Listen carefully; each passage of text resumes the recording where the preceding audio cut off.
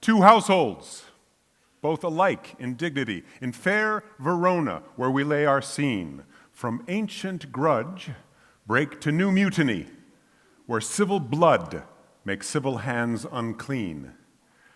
From forth the fatal loins of these two foes, a pair of star-crossed lovers take their life, whose misadventured piteous overthrows do with their death bury their parents' strife. The fearful passage of their death-marked love and the continuance of their parents' rage, which, but their children's end, naught could remove, is now the 2 hours' traffic of our stage, the which, if you with patient ears attend, what here shall miss, our toils shall strive to mend. Whoa, whoa, whoa, Willie, Bill, whoa, Bardman, WTF, as the young people say.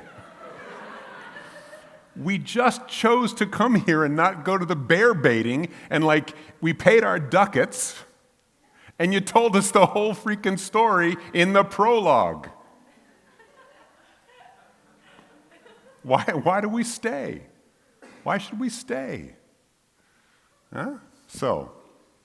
Well, some people say that we stay because we want to see how the story occurs, right? We know what's going to happen, but now we want to see how it happens. And other people say that we stay because we hope secretly for a different outcome, right? That we want people to do something differently that will change this destined prologue. And I think most of all for me that we stay because we want to see the actors live through the events of the play. We want to see the actors live through the events of the play. So here's a different prologue. This is a freshman year, 8 courses at a small private New England college, a prologue to a wonderfully healthy and informative, integrative and intuitive and intentional 4 years. This is, yes, my transcript from my freshman year at Connecticut College. Yeah?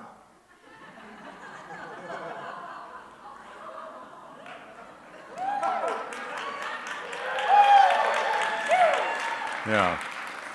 It's ugly. It's ugly. It's really ugly.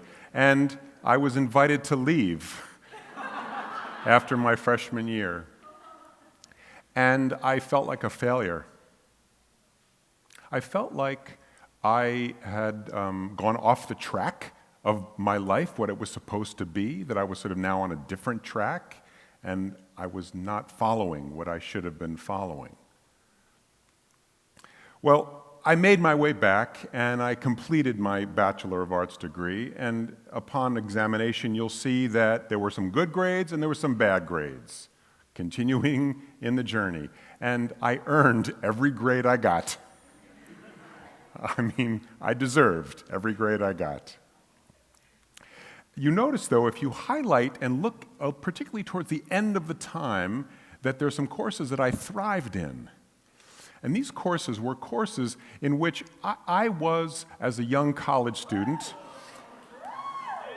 yes, I know, hair! Courses that I thrived in were courses where I was working in relationship to others, right? Where I was in the studio, in the classroom, seeking to illuminate through theater the human condition, right? And always, always, always working with others, right? So I'm an acting teacher, and there's a way of looking at what acting is, the job of the actor. And one of the ways is this, to say that it's not the job of the actor to understand the meaning of the journey of the character through the arc of the play. In other words, you don't need to worry about the big picture, actor. Just focus in on the immediate moment, the choice now. Take an action now in this scene to affect your partner. Do something now, and then do another thing, and then do another thing, and thus the journey is revealed. But the actor need only concern him or herself with the momentary decision, the action that they take. So let's now go back to this chain of actions and where it might have begun for someone like me. So in my sophomore year, which would have been my senior year, yada, yada, yada, I took an acting class. Why? Because I wanted to be an actor? Nuh-uh. Because someone said, hey, you should take it, it might be fun, and I followed that instinctive response to that suggestion, and I took this acting class. And I discovered that I began to feel a little heat, right? So I followed that heat, right? And I started thinking in my mind, I'm going to look for the next thing in which I will be fed by this heat, right? I will seek maybe to make my life in the theater as an actor, but I didn't have that big goal in mind. This is important. I didn't have that big goal in mind. I just knew, let me look for another thing to do. So these are some of the things that I learned on this journey. I learned, for example, in one experience, to really pay attention to text, to really listen to the words. I learned in Crossville, Tennessee, how to clean a bathroom after a matinee of 600 kids or of 600 senior citizens. It's ugly. I learned that I could sustain my energy over a long run in one of my experiences as I was seeking, again, to look for the next thing to do. I learned that I could work 7 days a week for 9 months, harder than I'd ever worked in my life, that it was in me to do that. Yeah? I learned something else in my journey. I learned that stress and tension have no place in a room for creativity. No room that I want to be in and make stuff is going to have stress and tension. I learned that it's a lot of fun to drive a celebrity like around New York City in a black Cherokee wagon, right? I was Al Pacino's driver for a year. It's unbelievable. But I learned something, right? I learned that, for one thing, that celebrities, some of them, they just want to work. They want to just do their work. And the one thing I remember Al saying to me was, man, I wish I could be in rehearsal all the time. Right? So at some point, soon after that, a choice, an opportunity comes to me. Did I want to come to teach here at Connecticut College? And I followed that heat. I sort of said, yep, that's my next thing to do, right? Didn't know why, didn't know what it was going to lead to, right? There's no way in the world that I knew that that choice to try teaching for a year would lead to my calling, what I meant to do, right?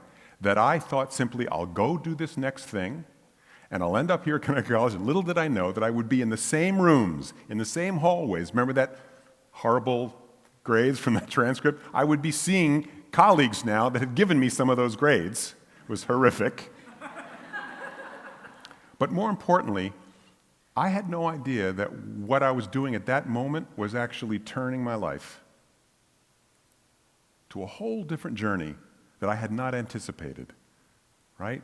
I found by following that heat, by doing that thing in that moment, everything changed for me. And the series of choices I've made since then have always kept me, for the most part, in rooms with people, in relationship to others, right? Bringing text to life to illuminate the human condition. And I did that without goals in my mind. You're going to be a career educator, you're going to teach, you're going to direct. None of that was in my mind, right? You're going to be at Conn College 25 years from now. Only the next choice and the next and the next. I urge you to look at the data in your life. Look at what you do. Honestly, look at the actions you take, not what I ought to do, what I'm supposed to do, but simply say, let's look at this data. Let me see where I've been. And maybe that's some information for me. There's another prologue. This is from Act 3 of Henry V. Thus, with imagined wing, our swift scene flies in motion of no less celerity than that of thought.